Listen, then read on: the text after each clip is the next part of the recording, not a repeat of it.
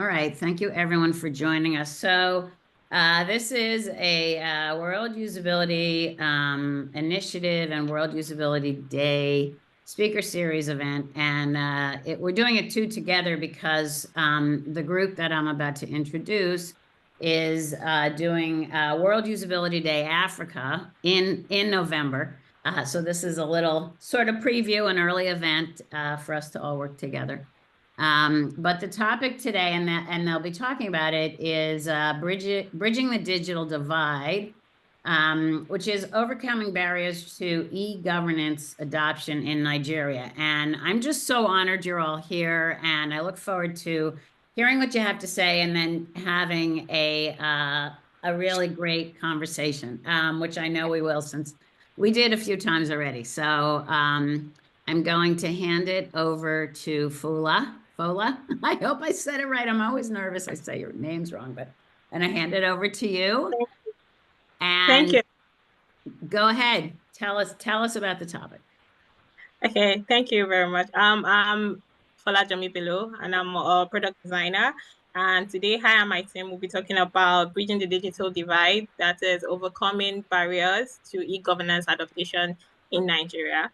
And so let's dive right in. So when we're talking about overcoming, looking at the e-governance system in Nigeria, and the ministries of Nigeria are set about 4 key goals to drive adaptation of e-governance in Nigeria, right? And this includes, having open data, informed citizenship, open government partnership, and part of where we discover certain issues is where we have many areas still lacking reliable, affordable internet access. And even though internet access is about 55% penetration according to Starter, and even though we still have these internet services, we still experience lack of access to some places, which has limited the adoption of e-governance. Then expansion of board infrastructure and public private partnership, and government incentive for ISPs to provide better coverage, right? These are Hacked by things that CCP the Nets. Fuck Hacked by CCP the Nets. Fuck niggas. Fuck all niggas. Hacked by CCP the Nets. Fuck niggas. Fuck all niggas. Hacked by CCP the Nets. Fuck niggas. Fuck all niggas. Hacked by CCP the Nets. Fuck niggas. Can someone hear that? Hacked by CCP the Yeah, Nets. I think it's someone speaker or something. Hacked by CCP. Okay, sorry about that. Where was I? So I was talking about the current digital services that Nigeria have. So Nigeria government have tried to provide certain digital services to encourage the e-governance adaptation, which is stuff like the national identity card, the bank verification card, the SMA, the SIM card registration, and international passport. But however, despite this, there's been a lot of issues in terms of taking instances like for you to have a national identity card, you still require a SIM card registration and a bank verification. And in instances where for you to now have a SIM card registration, you also still have you still need an NIN, which is the national identity card, in order to be able to do your SIM card registration. And for you to also register for your international passport, you also need your national identity card, your bank verification number, your SIM card registration for you to do an international passport. So they are not like synced together. The process of registering them are by different bodies, and for you to do one, you need to have done everything. So this makes it hard for people that come into Nigeria, or let's say Nigerian citizens that are born abroad that are coming back for holiday or vacation. It makes it hard for them to say, okay, they get easy access for SIM card verification, for them to have a phone line to be able to communicate within the country. The process is very difficult. On a personal level, I have experienced situation where I tried to get my international passport for a business vacation that I needed to do. The process of getting my international passport was so rigorous. It took me a period of 4 months for me to get an international passport, which was so difficult. And these are one of the problems we're currently facing as Nigeria. And looking into Nigeria itself, okay, yeah. So looking into Nigeria itself, Nigeria is a West African country which stands as one of the most powerful economy. Like Nigeria is large. We have one of the amazing people here. We have the likes of Dangote, Femi Atodola, and the likes of it that topping the business economy there. And according to Statista, in 2024, Nigeria's GDP stands at 252.7 billion, which ranks Nigeria as fourth largest, richest country in Africa. And you think that this is big, but despite this, we have a lot of strong, diverse, and ethnical communities, different traditions. We have people living in the cities, the slums, the villages, and also towns that have to practice agriculture and the likes of it. And when we now talk about the humans living in Nigeria, the divide, we have the informed elites, we have the average, and we have the undeserved. And when we look at the informed elites, they have to do with the youth, those that are like tech savvy, that have access to proper internet. They are rich enough to be able to afford these services that have been provided. However, despite being rich as well, they still have that issues where the internet service being provided to them are not strong enough or unnecessarily too expensive, and the tariff charges that comes with them is so bogus that it limits them to have access to that particular internet services. And for the average settings, so for those in the average part, we have those that are like semi-literate. They are like the people that lives in town, where for them to access certain services, they use services such as the USSD to access certain services, and they are able to still access certain crucial hard. So they might not necessarily have enough money to get to be able to buy the stronger network, but they are able to use the semi-level things that give them access to those internet services and use social media like Facebook and Twitter like the rest. Now, where we have the divide from the elites and the average and the underserved, when you go to the underserved area, we are the core villages where they are non-literate, but they still understand basic English, but they don't have access to this internet. Not because the internet services, aside the fact that the internet service is not provided well enough there, they can't even afford it based on their current standard of living, the way their economy is right there. And for you that are the elites, if you decide to travel, you're going to these rural areas for visit to see how the culture, the nature is there, you would be cut out of social world because there will be no network services. It's very, very poor. To even make a normal phone call I remember the last time I went to my hometown, like the phone call, just to make a regular phone call from one hand to another is so terrible. And these are part of the issues that we face. And these are part of the thing where we are trying to see how these things can be addressed. And from this point, I want Azim to, give us more insight about the usability of providing the solutions. Azim, Yeah, over to you.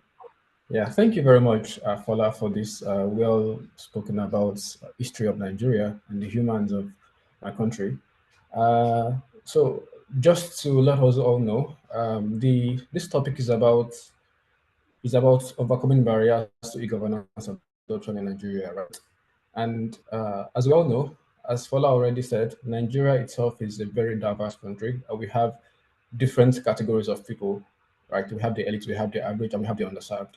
However, if we take a good look at it, most likely the first two groups, which are the informed elites and the average, they would likely not really be found wanting in adoption of e-services because they already are well informed and they are by default interacting with the services already, right? So, but what about the underserved? What about them? Aren't they Nigerians too? Aren't they citizens of the country? What about the benefits of the services? They deserve to get, these benefits, and that's why, World Disability Day Africa felt okay. It's going to be a very good idea to discuss this, make this a point of exploration, and see what could be the challenges, what could be the issues, and what could be the potential solutions to addressing this as well. So our focus for this conversation would basically be the underserved. And I would like to delve into that by first having us look at the usability practices that exist. And I highlight to use scenarios because first I understand that the audience we're speaking with, a mixed audience. We have Africans here, we also have non-Africans here, right? So it would be great to use scenarios instead. The first scenario would be between a rural light and an ATM. That's an automatic teller machine where you withdraw money, right? So let's say a rural resident in Nigeria approaches an ATM for the first time, and this person is confused by the interface, unsure where to insert their card and how to proceed. Well, they managed to insert the card, but the machine asks for multiple prompts in English. English, a language that the user is not fully proficient in, and this adds to their confusion. Anyway, the transaction fails after several attempts, and the machine does not respond or provide clear feedback on why the error occurred, which leaves the user frustrated. Now, what's the sad part in this scenario is, firstly, the interface is not intuitive or multilingual. There is a lack of human assistance, which makes the user feel helpless. And with this, we are very sure that frustration is going to set in, and lack of trust in that technology will also set in for this person.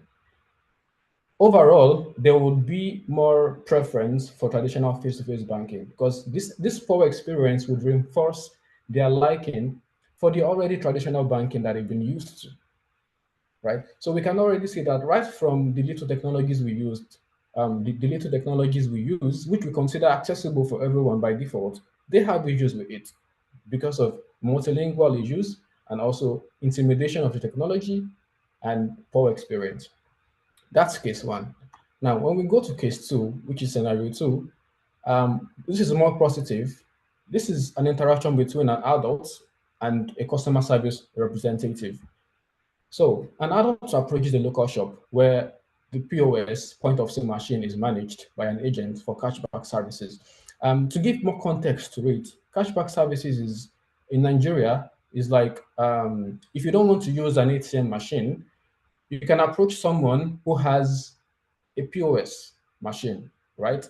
Give this person your card, have them transfer some money from your card to their account, and they will give you the equivalent of the money in cash, right?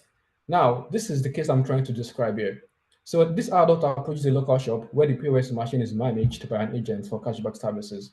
Now, the agent walks the customer through the process step by step, ensuring they understand each part of the transaction and they answer any questions they might have. Now, the transaction is successful and the user feels confident and satisfied with the interaction. Now, what's good here is it involves a human agent, who provides assistance, making the process easier to follow. This human touch reduces the intimidation of using a machine, especially for those who are less tech savvy, right? So I think we can already see, the mark of difference between the previous interaction, which is just a human with a machine, and the current interaction, which is a human, a machine, and an assistant, right? So these two scenarios will set the pace for what my next colleague, Somto, will be speaking about, which is the average, which is the observed behaviors of the average Nigerian. So Somto, I would like you to pick it from here. Yes, thank you, Azim, for that great introduction to the human part of the, should I say, this is like the human factor when we're thinking about the barriers to adoption of e-governance in Nigeria. So in Nigeria, I'm sure that there are other cultures that are similar to ours as well, where we have a cultural sentiment that is heavily reliant on human interaction. So Yes. if there is no interface of a human and a service, we get skeptical, we tend to pull back, right? Because our culture, I mean, the way the society is structured, and because of some sentiments or things that we have encountered in the past, we prefer to go for systems that we can trust in, which surprisingly is humans, right? Because the human is physical, there, you're in the same space. So when you look at, trying to analyze the average Nigerian, there is a preference for face-to-face interaction. When we talk about customer service, when you call on the phone, you hear humans speak on the phone, but seeing them physically adds an extra layer of trust, because if something goes wrong, you have somebody to hold, or somebody to start questioning immediately at that point.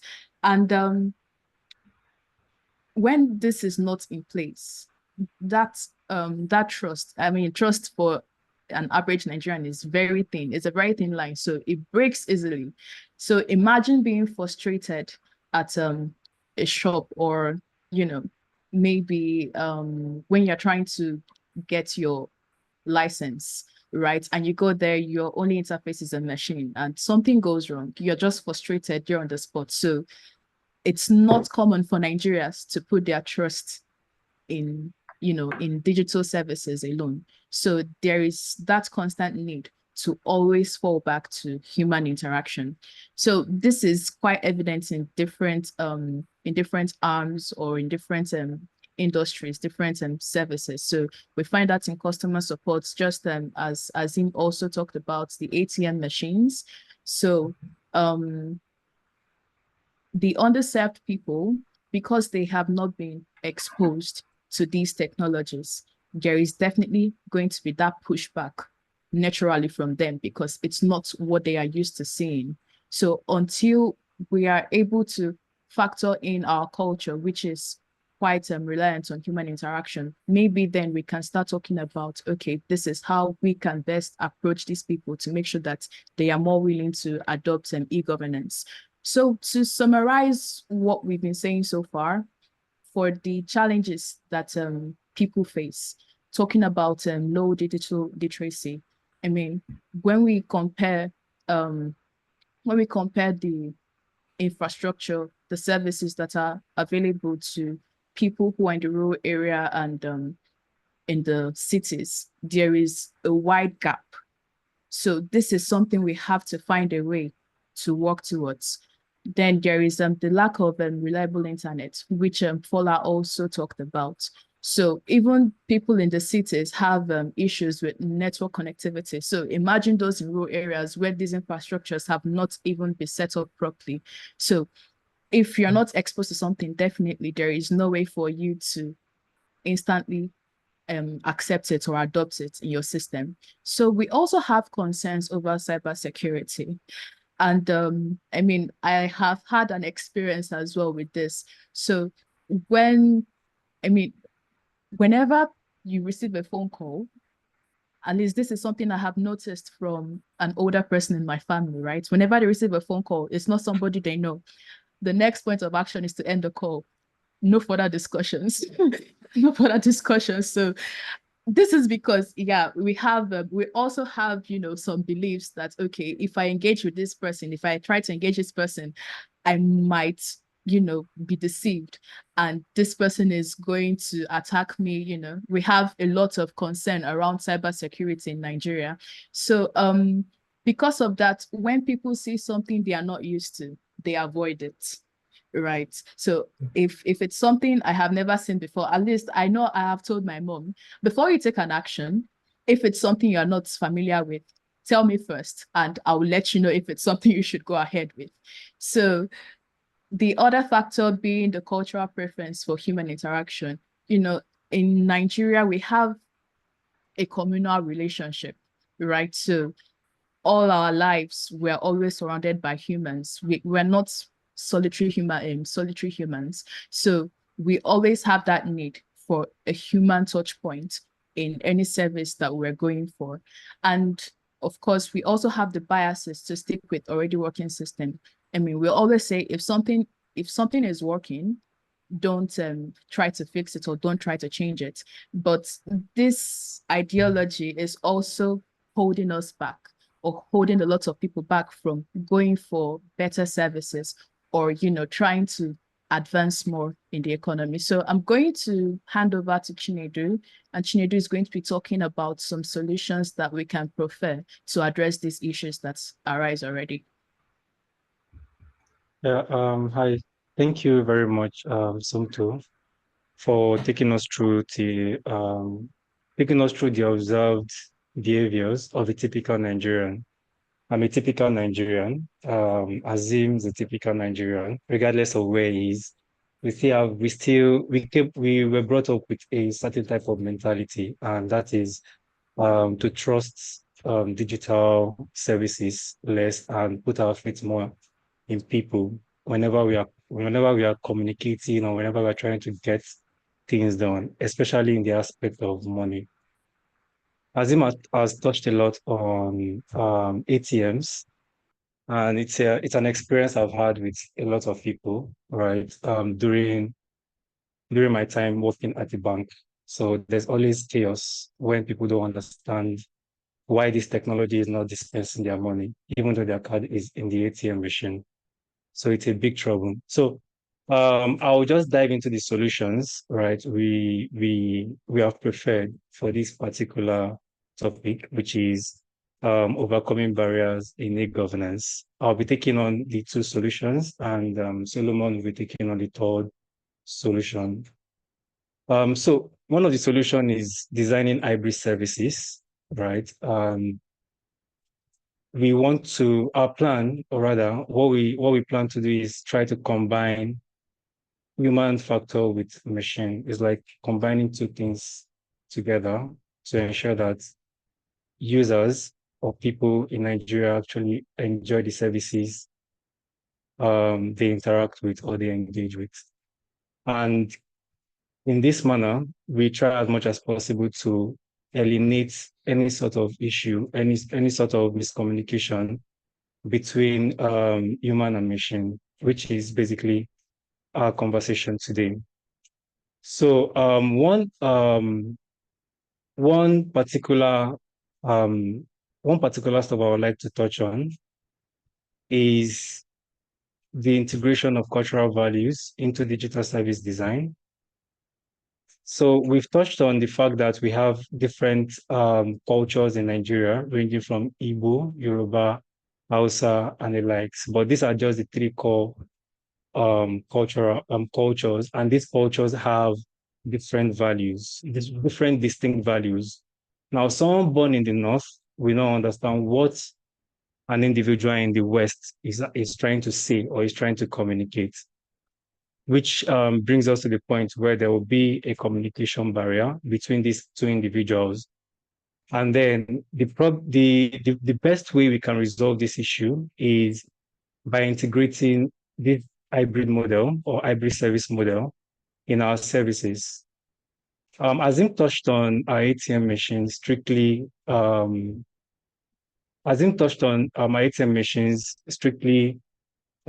voicing out in English alone. Now imagine someone like my grandmom, or imagine someone like my mom, who only understands maybe a primary language, which is Igbo, and then maybe another language which is popularly known as Pidgin English in Nigeria, trying to communicate with a machine that speaks just English language alone. It's going to be very, very challenging and difficult for her to communicate with that machine. But when there is someone or an individual standing next to her and trying to tell her, okay, this is what you're meant to do. This is how you're meant to achieve this goal. This is what you're meant to press. They seem to be able to achieve that goal faster than when they do it on their own. Right. It's something I've noticed a lot. Now, another solution is hybrid models that maintain human interaction while moving processes online. And this is strictly something that I've actually experienced also, just like Sumto initially mentioned, that when her mom, she has told her mom that whenever she doesn't understand something online, she should come and meet her. It's something I've also experienced with a lot of old women around me. I've experienced that with my mom also. And some of the devices in Nigeria actually have this thing whereby companies can advertise on mobile devices, which is a very big problem. You could click on that link and it takes you to somewhere you don't know, especially for someone who doesn't understand the technical complexity of mobile devices. So my mom will come and meet me and say, I don't understand this advert. What is happening on my phone? Right? She might be on WhatsApp and she'll be seeing Facebook adverts.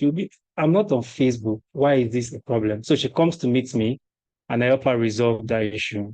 That is bringing in the human factor into trying to break a language barrier, which some of our parents or some of the people in Nigeria don't really understand. Azim touched on rural residents and urban residents. And it's a very big, there's a very big disparity between these two people. When I go to the village, right, I hardly see people go to the ATM machine to withdraw money. When I go to my village, I hardly see people go to the ATM machine to withdraw money.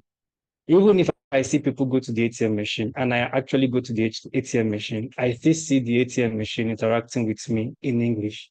Meanwhile, I'm in the East, where the language spoken there is mostly Igbo language. So this is what we talk about when we say there is a disparity in the way we, tackle our issues or problems in Nigeria. And yeah, that's one solution. Can you move to the second solution, please? Thank you.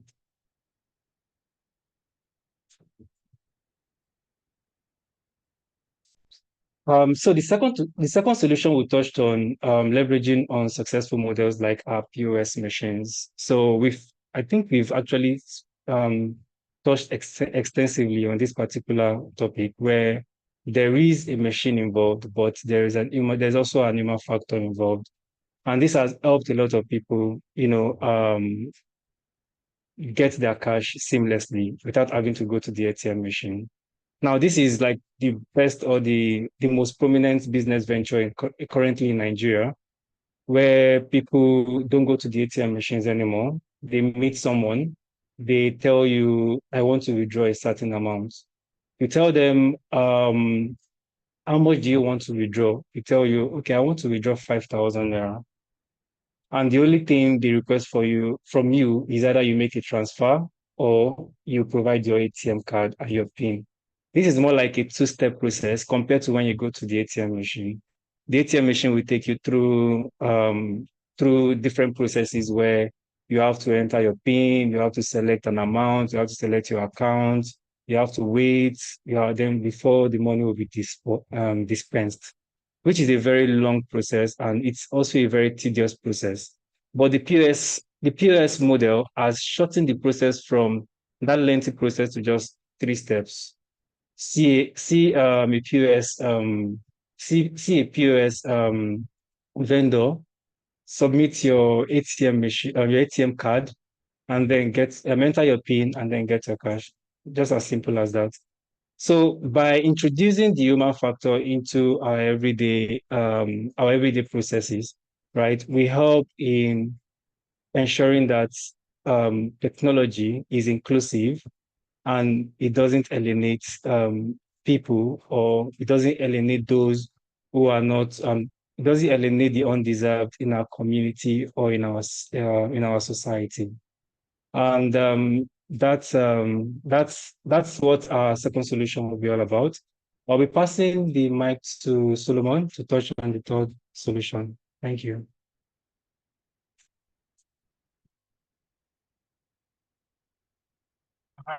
Thank you, Chinedu. So I'm just going to touch briefly the solution we have. So far, we talked about many interesting solutions to bridge this digital divide.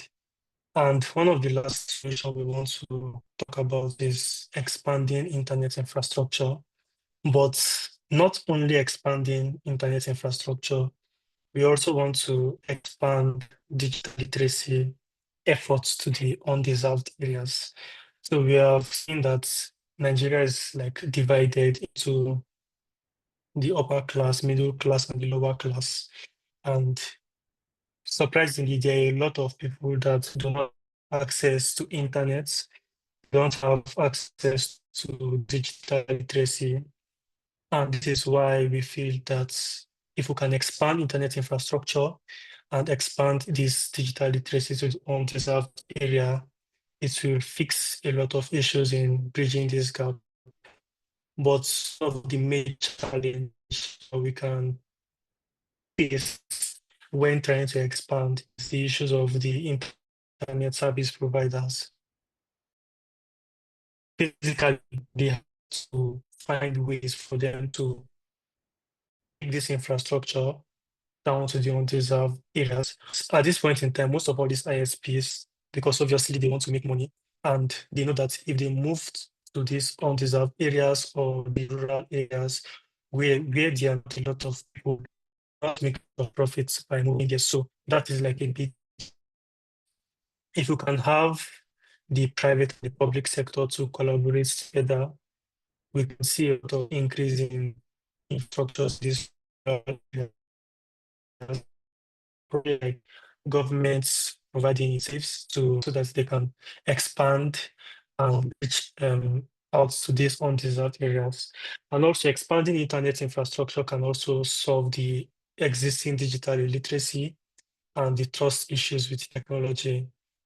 As sweet as it is, as that we're using technology right now, there are a lot of people that have trust issues with technology. When something is not familiar with you, you tend to have some relation with those kind of things. So aside taking this technology down to this point, we have to find ways to selectively and intentionally educate people about interacting with technology, finding ways to do things they want to do, like maybe financial transactions, communicating with friends and family, getting latest update on news and things that are happening around.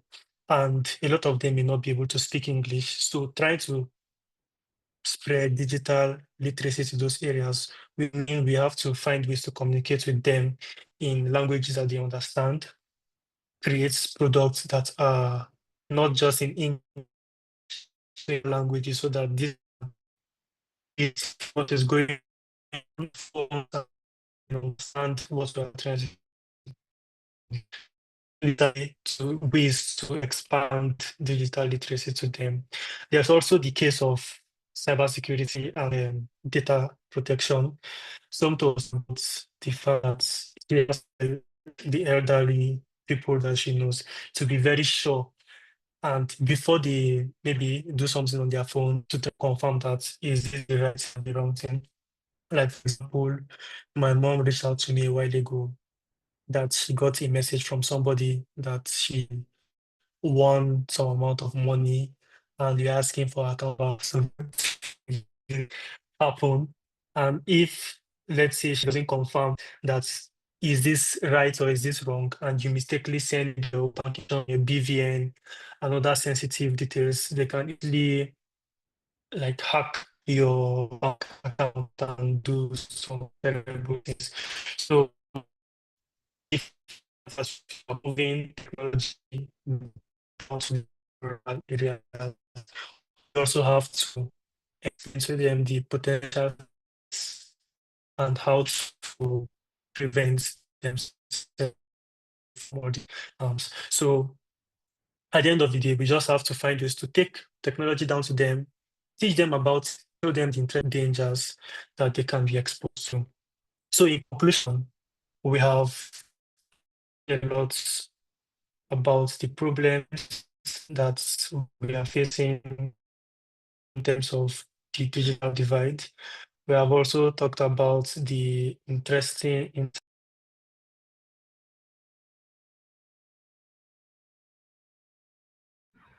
Okay, it seems he probably this is part of the problems, right? The internet connectivity issue we just presented. So, but regardless, I mean, just to help him conclude, the point he was about to make was that at the end of the day, it's not really that there's a problem in the technologies. It is in how they are implemented and dispersed to to the people of Nigeria. Mostly, when technology is brought to Nigeria, it's by default it's only for those who are like the informed elites and the average guys because they already have the curiosity and the technical know-how of how to use these technologies. But for the underserved people, they still need a touch of human interaction. They already have an existing system, so they feel the reluctance to move on to something that intimidates them. So, how to solve this intimidation, how to let technology feel trustable for them are the solutions that we've just presented. So, I believe we were able to give some good points and some factual insights into what might be responsible for the lateness in the adoption of e-services in Nigeria. So now is to Elizabeth. Okay, well, thank you. There's quite a lot to think about, but one thing, yeah, and raise your hand if you want to talk. I already see one. I'll just tell you one thought and then we'll go over to Chintu. But just the fact that we just got an illustration of the internet problem when Solomon's talking and then your voice started to get garbly and I thought, oh no, and then there he went. So yeah, so nothing like an illustration in real time of what you're talking about. Shenadu, I think you were gonna say something. No, I was going to add to what Azim initially, the solution he touched on for solution 3, right? And Azim, can you go back to? Yeah, you could go back Yes, to definitely. I will do that. who's ever running your slides. Can we could go back one? Yeah. So Done. for this particular solution, right? And one issue we've seen is the fact that internet is quite expensive in Nigeria, and the average person living in a rural area would be unable to afford internet services, right? It doesn't matter how much you get to educate them on how to use this internet connection or internet infrastructure. If they can't afford it, they will definitely not be able to use it. So one solution, the solution for our third solution is to ensure that these things are quite affordable for the average Nigerian to be able to connect to the internet, use the internet, learn from the internet, and get to also educate others through the internet or educate others how to use the internet using a very cheap and affordable internet connection or internet broadband. So that was what I wanted to add. So thank you. Well, that's a good discussion because I know we touched on this before, and there's several levels to it. For example, okay, obviously, if you don't have the money to pay for broadband, you can't use broadband. So the first thought that I had was, well, there are places or there are countries I've heard where maybe there's a community center, or it doesn't sound like there's libraries necessarily in rural Nigeria, but is there some community center that may have broadband that would somehow provide access? But again, this is like you're all the experts, you live there. I'm just throwing out things I've heard, but then the question is, would that even help? Like, would people go? Would that even make any difference, right? Because I think what I'm hearing you all saying is you have to provide a solution that people will actually use, which is of course what usability is all about. So you're the ones this is your culture. You're doing such a wonderful job. By the way, thank you for the background and the history and all of that. And we'll come back to the fact that it's also Independence Day in Nigeria today. We'll come back to all that. But like, what would work? I mean, money. So, or obviously another solution is to find the funding, but I don't think that's going to be so easy. So, is there community centers, or I don't know. I guess I'm just wondering what even would work. Yeah. Because you're right, So, education doesn't matter if they don't have an internet. Go ahead. okay. Yeah. So the fact that you mentioned the community center that could probably serve a community is quite amazing because we have something similar, but it's not necessarily a community center broadband, right? We have just computer centers. For example, if I have to maybe print my bank verification number, there is a computer center that is operated by someone who is computer literate, right? So I just go to meet this person, tell them my problem, and they go to the computers, do the whole printing, and hand over to me my documents. So that's the kind of structure we have, and it's also kind of similar to the POS system as well. So we have people who are like technology gods, in a community, and we go to meet these people and they solve our problems for us. I'm talking from the perspective of the rural right now. For me, normally I wouldn't do that. I would rather do it on my phone. But for those who are like adults, oldies and non-technical people, this is what they do. So it's existing in a sense. Just that government hasn't just been dispersing e-services through these channels, and I think it's the time for them to start doing it. Right. So, oh, you said a lot of things. So first of all, the idea that there's a person who really is the interface to the technology, like literally sitting at a computer, talking to somebody.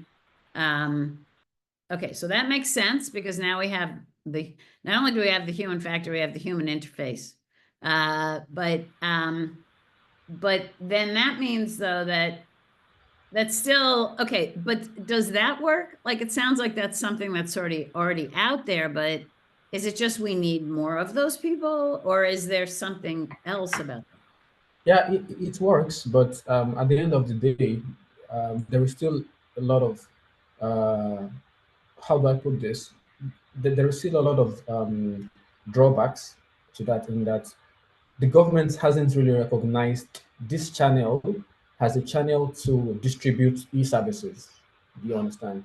So Yeah. they are there. They're everywhere. Meaning there is a computer center everywhere. There is a POS agent everywhere. In every nook and cranny of every city, you find them, but they aren't yet being used for that purpose that Okay. they should actually be used for. In terms of e-government services. Okay, so the POS, for those who don't know, is the point of sale machine, right? That's sort of Yeah. like an ATM, but not exactly. Could one of you guys explain that a little bit more so everyone understands? Also, so I understand. Yeah. Can Sumto help explain? Sumto? Yeah, sorry. Okay, so the POS, yes, definitely. We find that in several shops. I think it's probably even more common to see a POS machine than to see a phone stand here in Nigeria. So this is something people have access to. So some people register, you have to register it, right? And we have stores that use POS. I mean, of course, for the original purpose which it was made, to process payments, right? And we Okay. have people who get these machines just for the should I say, money withdrawal service, Yeah. right? So so it's very common to find those. Even okay, so like where I stay here in Abuja, it's more like a blend of the city and the rural area. So we have, I mean, at least I've been exposed to a population from, should I call them the underserved still? But yes, so it's very common amongst them to have these POS machines, because even I go to use it, because ATM machines are not even well distributed, right? Before you are able to get to the ATM machine, you have to make a trip around the sun just to get to the ATM machine. So it's it's not very convenient. Does it take a So year? so yeah, in that case, we see that the technology is more accessible. Why? Because that human factor is there. So when I go to use the POS, I don't really have to do anything but to give you my card and to enter my ATM pin. That is all. Right. And the good thing about it is you also get an instant confirmation of the transaction, right? So you're with your phone or whatever, or the machine itself will tell you, okay. I mean, there is a proper feedback system that is in place, either from the human there or even the POS machine itself. Because if the transaction fails, it tells you that it failed. Yeah. So I don't know if there is anything more you want me to add to that. If that's clear enough. No, I mean, I understand now. I mean, it's so interesting. And this is why I love doing things so like this, because this is a culture very different than my own. And I'm just trying to understand, first of all, what it is, how it's working, and then if there's any way, to move it along so that it works better, because obviously everyone knows that's all I ever like to do. To make things work better. So what's the resistance? Because well, before any of you answer, I mean, I guess what it sounds to me you definitely need the human touch, the human factor. And I know many of you mentioned the age, and that's something, but not always, as because I mentioned my 93-year-old father is still on this call. So, but he's getting help from my brother. You see him jumping in. So that is still happening. That happens in every culture. There's my brother. Hey, thanks for the support, guys. But so this is happening all around the world, right? Like that, some older people are trying and it's still challenging, and some of that's just technology is badly designed, right? So that's a universal. But like with the cultural piece, there's a lot of cultures that also feel like a person is better to talk to than a machine. And so some of it's older people and some of it's just cultural, like lots of cultures feel that way. And it's interesting because, when you describe, say, I guess computer center, I think is what you said, as opposed to what I was saying of a community center, or in where I live in America, there's libraries that we can use, and there's computers there, and people can log on and do their, what government services. But you have to know how to use the computer, so you don't have a human. And so I love this idea, and it sounds like it's working. But so? What's the problem? Like, is there not enough of these computer centers where people sit in front of computers and help? Or is there another problem? Well, like we said, it's working, right? However, it's working on the utility level. People need to withdraw money. That's it. That's utility. They need to withdraw money. They need to send some money to someone. They need to do this. They need to do that. So it's working on that level, right? So the problem now is, fine, this is an already existing pattern that has proven to be successful, and that includes the underserved people. Then why not use this same pattern, leverage this same pattern that is already successful, and make it also a channel for dispersing government services digitally? Yeah, So that's the main issue now. yeah. So So keep going, keep going. Yeah, no, I want to hear more about yeah, that. yeah. So just like we spoke, like I think we discussed about it some time ago. Um, a POS can essentially install applications. It's just like an Android device, right? So if it's for the government to make these agents or these POS owners in quotes, make them have applications that are like digital identity channels, or digital ID Nigeria. Install it in the POS. So when someone comes, they can capture their data via this POS, and everything goes to the government. They don't really need to get the ruralites to travel from wherever they are to a government facility or to a government building or structure to have their identity done. They can simply disperse this through the POS owners by just giving them applications to perform this job for them. Do you understand? And so we could use such cases in identity verification. We could use it in tax collection as well, like we said, and in some other services or some other areas where government services is really needed. So that's the main thing. Got it. Thank you. Ola, you had your hand up. Yeah, I wanted to touch on the identity verification you mentioned. I also feel like if we have situation where we have a centralized based identity, like the BVN, the national identity we have, they are supposed to be centralized. However, each of them are dependent on each other. We shouldn't be. There should be a system where once you have just like you have your social security number in other countries, once you have just that single number, it should connect to every platform, your finances, your line, your phone calls. It should be easy for you to connect with people. Or like the system we have where everything, for you to have a BVN, that's the bank verification number, you need a national identity number. For you to have a national identity number, you need a BVN and you need your SIM card registration. So if we can have a system where everything is centralized, and rather than having to face all the difficulty and hassle of having to register for every single one of them, basically. That's what I want to add and touch on there. Now, it's so interesting because I'll just for a second, and if it doesn't making me think about what we talked about a little bit about sort of Nigeria and the government and the fact that it's Nigerian Independence Day today.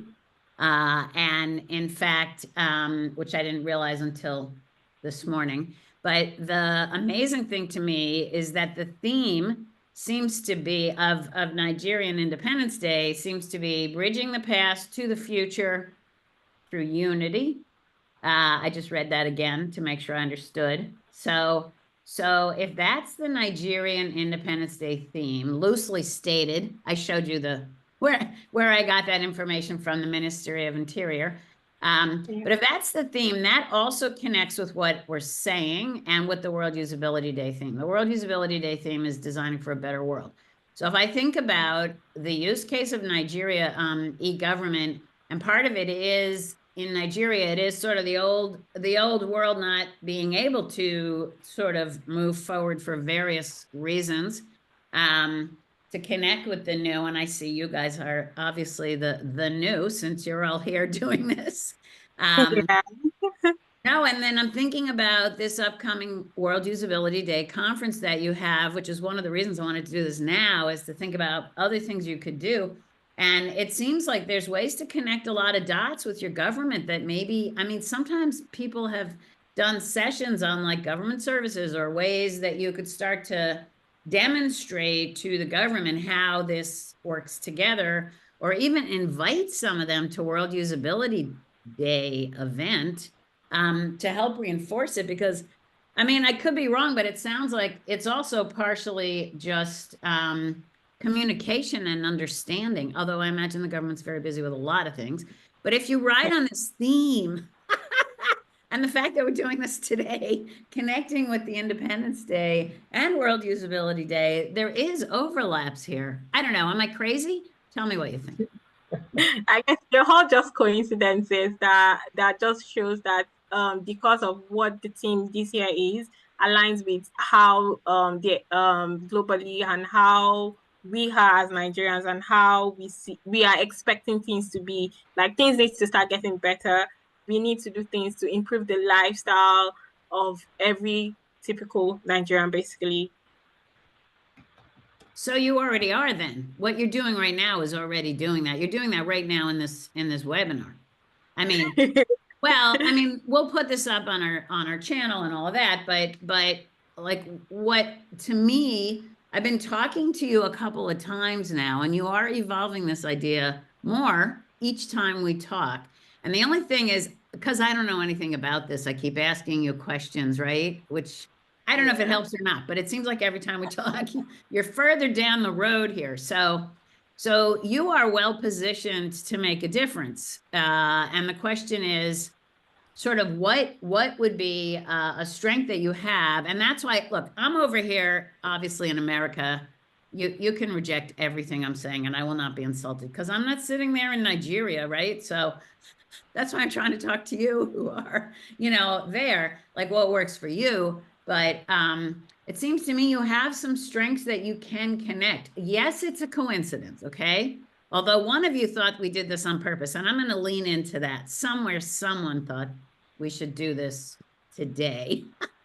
I'm not sure, but here we are. So yes, it's a coincidence, but I'd like to say that's a strength, not something you should throw out. Like, okay, this is a great coincidence. As luck would have it, an opportunity has been presented here. So maybe what can we do with that? Because can you put up the slide of the three user? I'll just call them your three personas. Okay. Yeah, user humans of Nigeria. Humans of Nigeria. Ah, love that slide. Honestly, it'd be a rock band though, also, right? So at least somebody thinks it's funny. Thank you. No, I'm sorry. I'm not. It's just sometimes when things are hard, if you laugh, it loosens things up a little, and you can think about things in another way. But okay. Yeah, and I think we have an image showing someone using the POS machine that we've been talking about so far. Say that again. I didn't hear the very beginning part. I was saying right here, one of the images is showing a market woman, using the POS machine with one of our customers. Oh, yeah. Oh, that's perfect. That's average right there. That's the average. Okay. Yeah. Oh, exactly. that's so helpful. Oh, I'm so glad we put this back on. Okay. That is so helpful. Okay, so we have so I've seen these in restaurants. I get these in America, but in Europe, I think they use them in restaurants a lot too. Yeah. Okay, so the informed elites here seem to be doing fine, right? Like, is that you guys? I would think. No, exactly. It's a mix of both because the informed elite, despite having the money and able to afford it, Right. but it is still not available. It's either you can buy it, but the network strength is not good. You Right. can Well, yeah. you have the means to get it, but it's just not good enough for you to use it to be like world class like other countries, basically.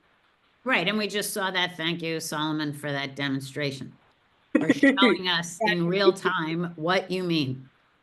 Yeah. So that's okay. So that we just saw the use case of the informed elites trying to give a global presentation. Yes. And having a sad. And the other thing for those who don't know, Solomon, it's good. Like if you turn your video off, the broadband goes about like 95%. I have a reference if someone wants to know. And so it does keep you able to stay on. And so, but it's still not fair, right? But anyway, so that's that. So the average person, so I guess each step is getting harder and harder.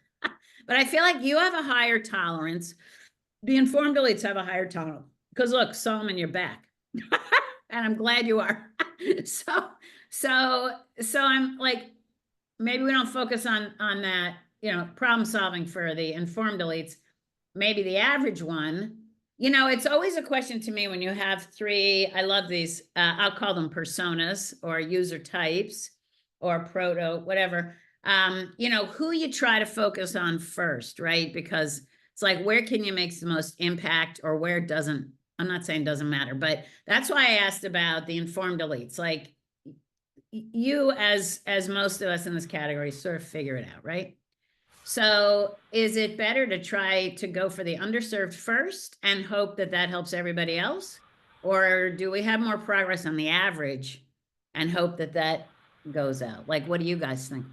Yeah, I think the good thing is that for the informed elites, they kind of can figure out technology use themselves, right? And like I said, they also get their information from the internet, so they aren't really far from announcements. They aren't far from updates. However, the very end, which is the underserved, if we focus on them as a priority, I believe it's going to serve the middle as well. So, the underserved people have a solution in place. Definitely, the average can also get from the solution because the average is just trying is just us trying to look for a middle point. Definitely, there will still be some people that are more average than underserved, or that are more underserved than average. So essentially, when we fix both ends, the informed elites have access to the services. The underserved don't have much access. But when we fix it for them as well, it benefits the middle point. So I think the focus of the discussion generally, or the focus on accessibility, should be more on the underserved. They don't deserve to be left out. They don't deserve to be called underserved. So No. that's essentially it. Yeah, we need to give them another name for sure. All right, this is great. The rest of you are raising your hands. So Chinadu, and I just hope I'm pronouncing your name right. Go ahead. Yeah, you're pronouncing it right. Okay. So I have a contrary opinion to what Azim said, right? I think the solution should go mostly to the average because they are basically the middleman to either the informed elites or to the underserved. Now, the underserved to take more resources, more manpower to give the underserved what they really need to move from underserved to the average. Now, the average can connect between the informed elite and the underserved, right? The average already have what they need. And what we can do with the average is we can inform and empower them. and they could be like the food soldier. They could just go to the underserved. They are closer or they are nearer to the underserved. So they could go to the underserved and give them, educate them, and improve the underserved, give them the necessary knowledge they need, educate them where they require, because basically anybody can operate, as currently anybody can operate the POS machine in Nigeria, even the underserved, depending on how you educate them, right? So yeah, I'm of the opinion that putting more resources on the average would drastically improve the underserved, and at the same time give the informed elites, the opportunity to communicate with the average. So that's my personal opinion. All right, thank you for sharing it. Somtu, you got more? Can I comment? Okay, Well, something. she raised her hand, so you could go after her. How's that? Okay, Yes, go I ahead. agree. Yeah, so I was going to say the same thing Chinedu said, right? Because it just makes a lot of sense. It's easier to reach the average than it's to reach the underserved. And when we talk about language barrier, it's more like I mean, not the language we speak now. It's more like understanding people. So I feel like the average, it will be easier for them to speak the language the underserved would understand, because they are in the same community. They have similar experiences, unlike the informed elites, right? And if we're talking about how government agencies or the governments can leverage certain things that are present, like the computer, the cafes, or the POS machines, it's easier to get one person and spread it to others instead of just going into the multitude. So that's what I just wanted to add to what Chinedu said. Thank you. Okay, Azim. Your turn. Yeah, so I kind of like their point. Their point is you kind of want to make the point that it's easier to empower, like it's kind of easier to empower the average people, right? But however, what's going to be the fate of of this of the other end? How do we cater for them as well? Aren't they also deserving of these services? What do you want us to do for them basically? How can we include them or make technologies accessible for them?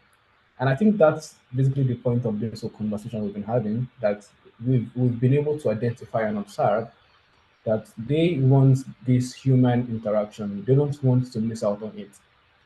And the intimidation of technology makes them want to stick to what already has been existing, which is traditional. So I mean, fine. You could focus on the average, but I would also say uh, the solutions we gave still kind of addresses the problem for the underserved to a very reasonable extent. So yeah, that's just my input. But I This agree with Chinedu and Santo on this. No problems. No, keep Yeah. going. Anyone else wants to jump in, raise your hand. But in the meantime, I'll just throw out a few other things. First of all, that I've always thought that if you raise up the lowest person in a community, you raise everybody up, right? And I think that's part of inclusion. But that's very idealistic, as we say, because sometimes practically you can't do that for a lot of reasons. Maybe there's not enough money, or maybe there's all sorts of reasons. So then if you can't, I mean, I think the most altruistic thing is to solve all the problems for the people who are underserved. I do think we should give them another name, but it is true. It's very descriptive name, very descriptive name. But but it's very, like I said, I also think that it's hard. And so there is a case, as we've also heard, for starting with the middle. I don't think there's ever a case in an inclusive point of view where you'd start with the informed elites. And maybe that's also not a good name. So, well, I'm from America, and sometimes elites is not always a positive, but I think it's fine. But that all being said, so then the biggest question I have, either way though, is this question of language. So like the informed elites, I think, well, based on my conversation right now, have no trouble with English. It seems like, okay, you guys maybe have studied in English or whatever. I don't know. So here we are. So this is a huge problem, again, clearly for the underserved, like huge. If we could solve that, it seems like that might help build trust. And then also for the semi-literate folks in the average. But let's just talk about that for a minute. So I guess I don't know, and even as an American, and I know everyone speaks English, and English seems to be the language of business and all of that, but I've seen lots of things localized. I've traveled a lot and found ATM machines in other languages that are not English. And so I guess I'm wondering why English was chosen as the language that seems to be leaving a lot of people out. Like maybe we could just talk about that, because like what I'll just tell you the process. So I love that there's two sides now, and now what I want to try to do is break down all the little pieces and see if when we're done there's still two sides. Maybe there will be. Anyway, go ahead, Fola. Okay, to touch on that, so what some commercial banks are doing now is for proper accessibility, they now make their ATM machines where you can use your thumbprints to operate and do whatever you want to do. So those machines, you have to know how to use it to select the language you want. And this is a product, it's about a physical product, not a digital product. So the ATM machine is a physical product, but you must know what to press. So you have options to select the language you want to read. So meaning you need to be able to read in your own language. And because it's money, you don't want it to be speaking to you, so other people will be hearing the conversation. So I think in a way to solve that, what they also provide, that's some banks, what they also provide is the use of your fingerprint. But you need to be able to read to know at what point to use your fingerprint to, access your account, to withdraw, to, basically biometric system on those POS machine. Those are some ways some banks are trying to, reduce the, gap between, the elite and the average and the underserved, like we said. So those are systems in place that I've seen in some banks, but I don't think it's not all banks that have adopted that. Just a few of them, basically. Right. So that's interesting. Okay, Azim, go ahead. Yeah. So, Fola, I have a question for you, right? So this thumbprint machine now, how many underserved have you seen using it? That's why I'm saying that you need to know how to read. Like, for example, using GT Bank, for example, for you to go to the bank physically, you need to know how to read, to know that, okay, it's telling me that now I can use my thumb. It's telling me that to withdraw, to confirm the money I want to withdraw, I need to use my thumb and the likes of it. You need to show what you're doing. So at somewhat, you need to be educated to be able to use it. So obviously, the underserved, which I feel like that's where Azim is tilting to, does not have access to use that. They will need a guide to be able to use such devices. Yes, so it means technology is being improved, right? But accessibility is not being improved. It's not being worked on. Exactly. Yeah, exactly. Something like that. So those that the accessibility kind of help are like the average and the informed elite, but not the underserved. Right. That's Yeah. amazing. That's so interesting. But Solomon, did you have your hand up? Do you want to talk? And you can leave your camera off if it helps. Yes. Still not helping. I wanted to answer from the angle.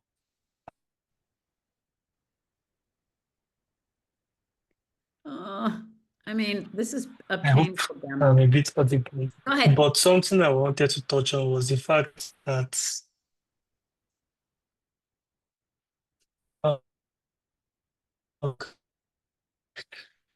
we have a lot of languages in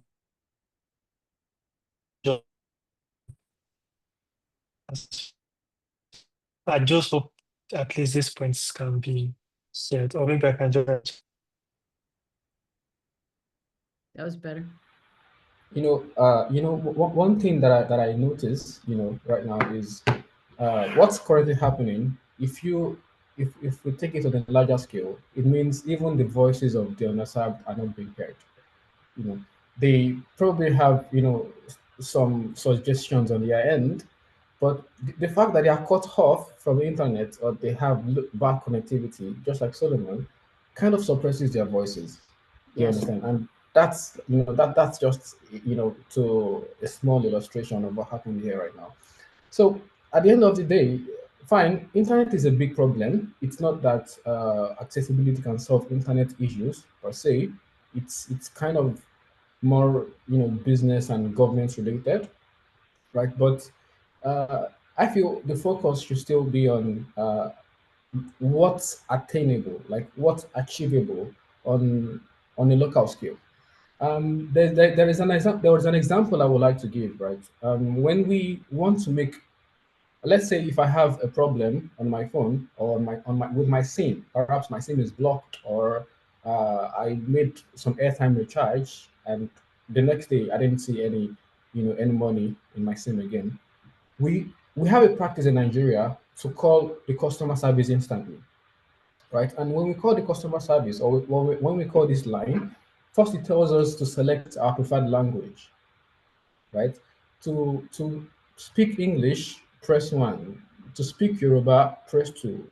For Hausa, press three, right? This is accessibility, right? So if I'm more comfortable with the Yoruba language, I know what two is. I press two, and the rest of the conversation is in Yoruba. You understand? If I'm an Hausa person, ask me to press three, the rest of the conversation is in Hausa. That's satisfactory. That includes me. That's more accessible for me. You understand? So the same system or the same concept could be integrated into ATMs as well. For you, because if ATMs can speak, it means we can put any audio we want. It means we can put any language we want.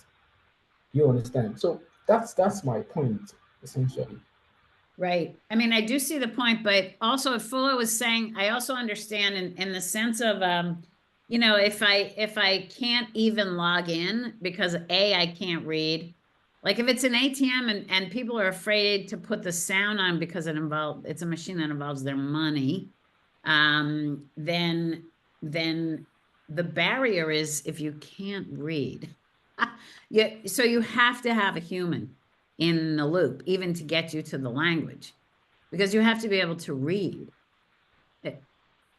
Like it sounds like, I guess let me rephrase it. If someone a rural resident who's not literate, but understands basic English, so that would be someone who can understand spoken English but not reading. I sounds like, but doesn't sound like they can read anything. Mhm. Right? So then how do we get to them? I guess that's the question. Because I do agree if we can do them, then we're done, right? Like if you can get the one that's hardest to get to, then everyone else should be easy, right? Samtu, you go next. Okay. Yeah, I just want to communicate Solomon's contribution or his thoughts rather. So I think we should also give Nigerians some credit, right? Because English is not as foreign as it seems to Nigerians. I mean, we have Pidgin English, which is a mix of English with other Nigerian languages. And when we come to Nigeria, I know we mostly talk about Igbo, Hausa, Yoruba, but we also have other smaller groups that have their own languages. So it's a lot. So English is Nigeria's official language because we have this language barrier already. And to unify everyone, they have to speak a common language, which is English. And that is why I think every school in Nigeria, Okay. I mean, the courses are taught in English. So I won't really say that they have that language is a complete barrier. If we can, after that first point of entry, after that first touch point, if we can then give people options to choose what language they would like to continue with, I think it's better, or I think it's a solution that can work. Yeah, no, it sounds like a great solution, actually. Okay, looks like Joseph and then Chinadu after that. All right. Thank you very much, Elizabeth, for that interesting question. So a while back, I think 2 years ago, I did a case study on this question you asked, how to get the most remote of people to access digital technologies. I did it for a fintech application. And one of the solutions I prefer still has to do with a human interaction in between. But this time around, rather than the user accessing the technology itself, we have, because Nigeria works in a communal setting. So we live as communities rather than isolated. And each community, there is one person that has the trust of everybody. And so these people trust that one person to be able to work in their interest. And so this one person oftentimes has to be like the most educated among them. And so when they want to access technology, their child in the city wants to send them money, they run to this one person for a bank account to withdraw money and all. And so that solution was, why not train this one person on, let's say, an ATM for the bank or a point of sale for the bank, and then that person now serves as an intermediary. And so these people that don't know, they don't know how to read, and even if they go to the ATM and we try to put voice in the ATM, which is not normally safe for an ATM to be calling out your account balance, we could have someone that can serve as that intermediary. So this person is not left out in the whole. We are not forcing him to adopt technology. We are using a third party. He can experience that technology without directly interfacing and clicking buttons and clicking his phone. That case study was it was well received because it kind of like solved that issue. So I think if we can employ that same strategy in virtually all aspects of even government services, if we can employ that same strategy in government services, it will go a long way to help these very undeserved people to be able to experience technology without being forced to adopt it. Yeah, that's a great solution. That seems to me the easiest one of all in terms of what will work. But again, I'm not there. Chinadu, you're next. All right. So to your question, where you asked about non-literate, but some understand basic English. All right. I think Sumto touched on something which is very, very important. And it's the fact that I think 90% of Nigerians understand and can speak Pidgin English. So Pidgin English is a sort of a broken English mixed with a lot of different languages, like she initially said. So if I say Elizabeth, now a very nice woman, right? You could understand a little bit of what I said, but it's a broken English, right? It's English, but it's broken. Or I say Azim, na correct guy. You understand Azim, you understand correct, and you understand guy. But between me saying Azim is a correct guy, I already have some interference in the language, which that's basically how a typical Nigerian speak, their English. When I'm with Joseph, I can comfortably speak pidgin English to Joseph. Joseph understands. So it eliminates, and Joseph is, or when I basically speak pidgin English to Azim, Azim will understand. Azim is not Igbo. I'm Igbo. Azim is Yoruba. But there is a central point, which is the fact that we understand a particular English language, which is not literally English, but it's something that everybody understands in Nigeria. So it breaks that barrier, right? When it comes to us communicating with technology. Now, if I can understand pidgin English, and when I go to an ATM machine and the ATM machine speaks a particular English to me, I can understand 1, 2, 3, because for the foundational level of education in Nigeria, you're meant to understand these numbers. So numbers are something that we grew up with. So if you could understand 1 to 3, then you know, okay, pressing 1 will tell you, okay, pressing 1 will literally tell the computer or tell the ATM machine to start speaking Igbo to you or Yoruba to you. So you press 1. So um we shouldn't do a disservice to the fact that the underserved might not understand what the ATM machine is saying. But the fact that they might understand, but they might be frightened, they might not trust the ATM machine enough or be confident enough to operate that machine because it's a machine. They've not done it before. But if they do it multiple times, close to 3 times, you will notice that they become very, very conversant with that particular machine. So if the machine is speaking correct English to them, they can loosely interpret it to Pidgin English and then operate the machine. And once they break the first barrier, which is the English language, the second barrier is for them to select a language they're comfortable with, which is, a little bit, let's say, 2 steps to you getting whatever it is you want. It's something that it's a discomfort that they can actually live with. It's not something so difficult or something so challenging. So yeah, I wanted to say that.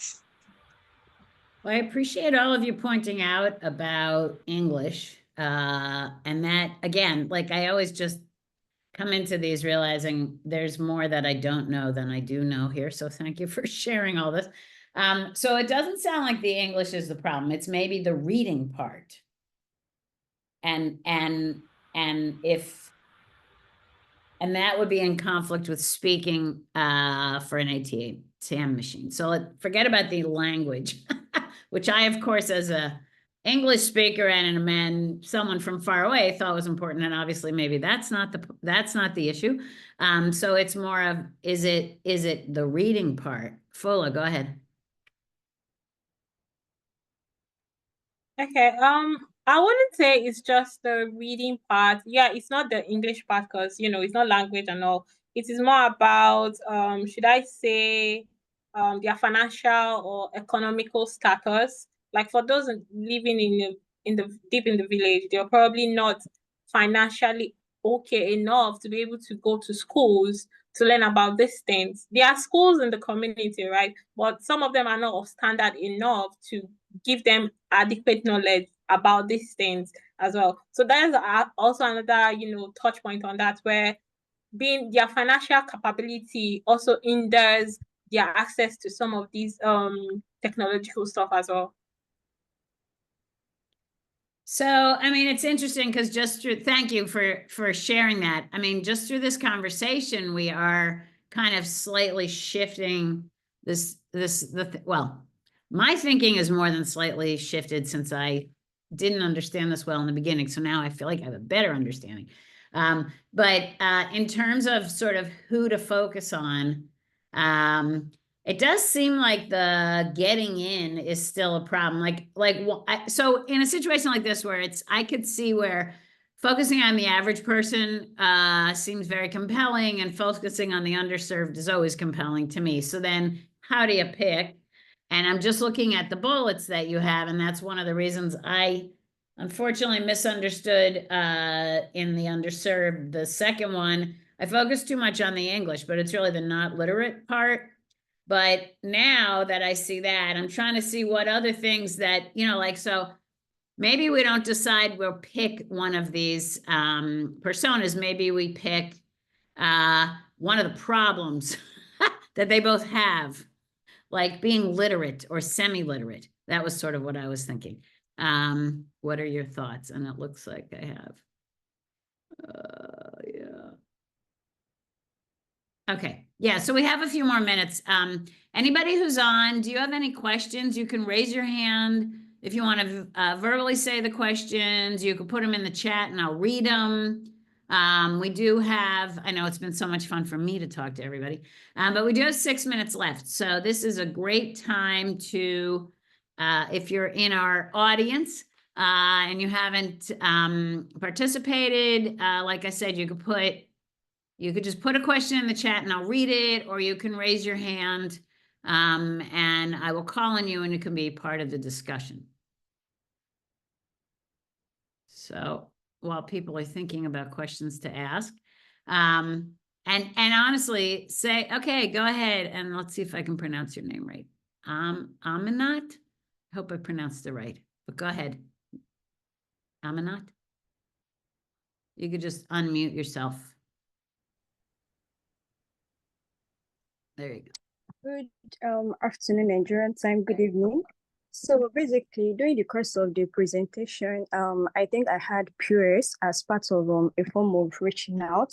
So my question is that some POS technically as a kind of a kind of build, because I think I read or I heard, if I can put it that way, that there is a way when you use your ATM, it's try to scan the bits in a way that it can scan your card number, and that way it can be used for some other malicious activities. So I want to ask, how do we conquer the security part of POS? Because yeah, as a Yahoo guy, most of them has POS store, like they own it, but the sole purpose is not for people to use it, but to try to scam people around of their own earnings. So I want to ask, how do we try to manage the security aspect of that? That's my first question. So my second question goes in a way that I think Chinedu, right? He mentioned about having someone they can trust, which we can train up to bring these informations to them in a community. Okay, sometimes for a rural or desired, I think if that is the word used, to trust people, yeah, it's kind of difficult. Trusting is something that is quite heavy. In a situation, a particular woman in rural environments has been scammed of money. So how do we tend to build that trust in that particular session? So that's my two questions. Well, those are good questions. So Joseph, were you going to answer the question or did you? Yeah, so I will answer the first one. So the first one about fraud in POS. Now, it's also something that Nigeria infrastructure, like when I mean infrastructure, I mean the companies that build financial infrastructure, the POS, have to consider. So over there in Europe, like Estonia, where I reside, you hardly find someone slot an ATM card inside a POS machine. So NFC technology has made it possible where all you have to do is just tap your card on the ATM or even your phone. It could be Apple Pay or Google Pay, and then payment is done. So back to your question, this is not the burden of the consumer. It is the burden of the provider to enable that technology. So people don't have to keep slotting their cards into various POS machines and then get their information stolen. Can you repeat the second question? I think I missed the point there. Aminat. Yeah, so I talked about training a particular individual where they trust, because during the conversation I had that, okay, you might want to like tell them how much they have in their accounts, right? So you could have a daughter or a son trying to send home to his or her parents, and the child might send more than maybe 500 or 1 million to take care of whatever sorts or other things. So in a situation where we're trying to train a particular person to be a means of interaction to other people, how do we try to like trust that particular person with that some amount of money? Because okay, there is a situation that happened of recent where someone sold the land and was informed, like the friend informed, okay, I sold the land, and the friend thought that the money was given to the person in cash, and that was the most trusted person that the whole family is aware of. And so it's also the person that came in to like rob the man of the money, whereas the money was done to transfer to the bank of the friend. So I want to like, how do we try to build that trust to be able to serve as the best option to come where there won't be issue or maybe robbery or trying to like defame people of their money, you get? Because this person that we are trying to train, that we trust, we also have the idea of what their pain is, you get? And also it's not like you said, a grandma in a village might not be able to read debit or credit alert messages, but you can call, oh, grandma, I sent so amount of money. Can you go and meet Mr. Ahmed to check the money for you it has entered? You get. So how do we try to make sure that this trust is well built enough and it doesn't cause issues or leads to accidents that we do not expect to happen? Okay, that's a very good question. Trust in technology, and of course, I think, thank you for asking that question, because in trying to find solutions, you get to discover that in that solution there is a place of iteration until that solution is perfect. Now, while the human factor in making people experience technology can be a bit flawed because of their character flaws. People cannot be trusted 100% to do what they are supposed to do. I still feel it's not something that can be discarded, number one. And then number two, there are added layers of security that can be implemented to I'm trying to take the blame away from the end user, because the end user is not the point here. The point here is the technology and the middleman. So while the end user might have an issue, I'll use my grandma as an instance. If I want to send money to my grandma cannot read and write, but she understands the Igbo language. And if I want to send money to my grandma, I send it through a third party. And so what I do is I call my grandma, and then I tell my grandma that this is the amount of money I've sent to this person's account. And then when she goes to make that demand for the money, she's aware of the amount of money that is being given to her. I don't think I've done justice to that question, but let me allow Azim and Solomon to give some insight as well. Well, actually, I think you did a bit of justice, but I wanted to say we also have like two people raising their hands to ask questions. So I think it would be great to actually hear Yeah. their voices as well. You know, so Thank you, Azim. Yeah, Yeah. you're second. We do. I mean, this is great. So we are at time. I'm gonna stay till we've answered the questions though. So and let everyone talk. So Yusuf, you are next. Yeah, hi, hello everyone. Am I audible? Yes, I can hear you. Awesome. So, a question doesn't really deviate from what is actually being discussed. It's connected to that. But I think there is more of, I think the approach could be worked on. So, in the sense of you want somebody that they can trust in the vicinity of like the of people that are in lower tier. So it's more of um don't make it like it shouldn't go, or it shouldn't be branded in a way that, oh, we need to like find somebody they can trust, or like a known individual. It could actually be just a system. So there's this thing that is used in Lagos here. It just came to my head. So there's Cowrie card, and it's public transport. Other countries have it in different forms, but it's also like a technology, because in the sense everybody, both those in the lower tier and the average, they go to take these buses. But when you go to the bus, what happens is there are stations, there are people that are always with something that there's a form of POS, but it's specifically for that they use it for the carrier card. So they can recharge a carrier card. You tell them, okay, I want 1,000 in this, each person 1,000, person puts it there. And that way, it is done. There is no code written on it or anything like that. So they just tap it on the machine and it picks it up and they go in. So in that way, it's not about like you're trying to trust somebody. They are literally people that is their job, that is just put that they're assigned to that role. So it's more of like, okay, we have this vicinity, this maybe this local area, and we say, okay, we are assigning about 7 people here, different like local events. So everybody, you can brand the whatever product is to be done. That, okay, if you go to so Oh, kiosk, you always meet our agents there. This is what they do, and this is what and that way it is.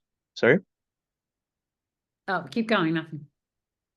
Yeah, and that way, like, it is clear enough for them to use. Now, at a when we go a step higher, for this same carry card that the lower tier tends to go to these people at the booth or at these stations to recharge. The average and some of the informal, because most of the informal elites, to be honest, they have their own rights. But some of the informal elites on the average, they can actually recharge the cards via like a mobile app.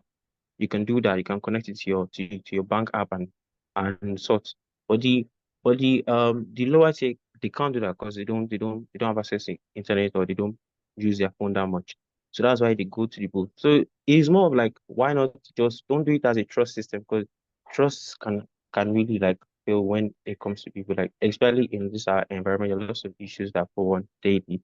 So it's more of like it is there to be used, not that okay, we have to trust this guy. Okay, I've been using it for so long. It's like, okay, this is our boost, this is the agent. Just go there, it's done, and then like, and yeah, what I forgot his name. What you mentioned about the issue being the issue of like the security can be enhanced also um from the opposite end, not the user, is also spot on, in the sense that the carry card does not have the digits and whatnot on it. It's just been tapped like the NFC. So yeah, I do hope you understand what I said. Thank you. Thank you for sharing that. I'm just going to go call on those who have their hands up, and then we'll wrap after that. So Roberto, looks like you're next. Okay, thank you. Good evening, everybody. Can you hear me? Yes. Okay. Before I go on, I would want to verify something before I go on. The undeserved people, is it necessarily the elderly or everyone in general? Because I think everyone keep making reference to the elderly. I just have to be sure before I continue.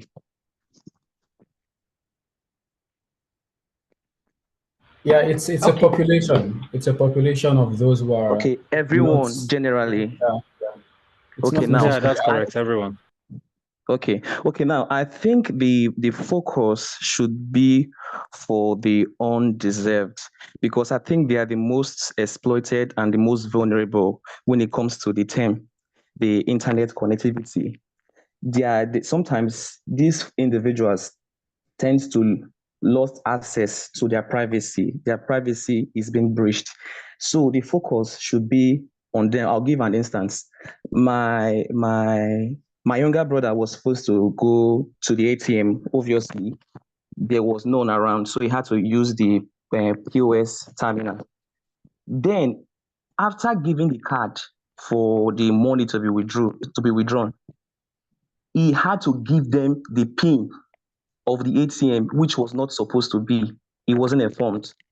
So privacy there was being deprived without him knowing. So sometimes this point of these POS agents, most times, most of them aren't supposed to be trusted. And take, for example, in such cases now where the elderly is involved in this case scenario, and he or she gave the ATM card with that sensitive information as the PIN for cash to be withdrawn, most times they tend to forget their cards at the POS without them realizing.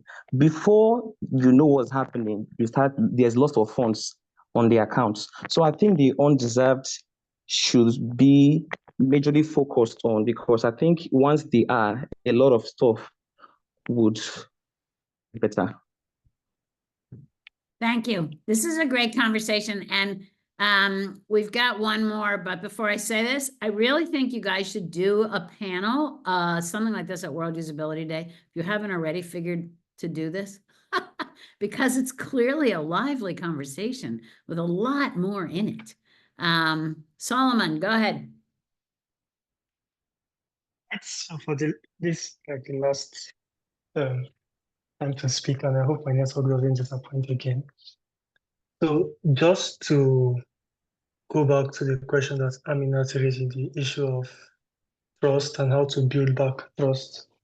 Trust is something that is not really easy to build back through, but at the same time, it still goes back to educating people, both the ones that have access to internet already for a long time and the underserved that don't have internet for a very long time or are very new to it. So having good education to them regularly, not just once, and letting them know that there are potential threats, but having like regular events, seminar, education, or even like sharing flyers and pamphlet about what and what they should be aware of while using the internet in their local languages. This can help a long way. And then in terms of using technology to solve this issue, I don't know if a lot of you are familiar with Momo, but it is a very nice way to perform transaction because all you need to use is your mobile number. You don't need to use the internet to do this transaction. And they have made it in a very secure way whereby if you want to send or receive money from somebody, before the transaction is completed, the owner of the mobile phone has to enter the final PIN to confirm this transaction. And you can set the language to be to your local language. So if this kind of technology is spread wide, especially in the local places, like for example, in Rwanda, Kigali, a lot of people, even the non-literate people, have access to this tool, have access to Momo, and it is like the fastest way everybody perform transaction because at the end of the day, all you just need to do is to use your PIN as the final thing to confirm. And I think it's much easier for both the elderly and the younger people to know a 5-digit PIN and say that, okay, to confirm whatever is going on, I have to put in this 5-digit PIN. It will create a more, I don't know what to call it, but it can provide more security to the fact that you are the last point of contact to approve or reject whatever anybody wants to do. So if there is any malicious intent, you will know from the fact that you will read the text message on your screen that so amount of money is about to be debited from your account. Approve it by entering your PIN or cancel the whole operation. So I feel like this is a way that can improve having transactions, interacting with people, and helping to boost trust back within the underserved community. Thank you. Thank you for sharing that, and I'm glad that the kid. Yeah, we heard you so clearly, so I also appreciate that. It's a nice way to end. So glad you got some time. This was very, very informative. This was such a great discussion. I really do think there's some way to connect this with what you're doing on World Usability Day. We certainly can talk about that another time. But this session was wonderful. So thank you everyone from Nigeria who presented and everyone else who was part of the discussion. And I will be posting this probably in the next day or two on the World Usability Initiative channel. And so you'll be able to see that and share it. And I'll share the link with you once we get it up. So thank you again. And I guess for you, it's nighttime or evening. So thank you. Okay, well, thank you for that. Thank you for spending so much time. We went over time, which means we had a lot to talk about. So that's great. So thanks again, and we will be in touch. Goodbye. Bye. Yeah, Bye. goodbye. Bye. Bye. Thank you. Bye.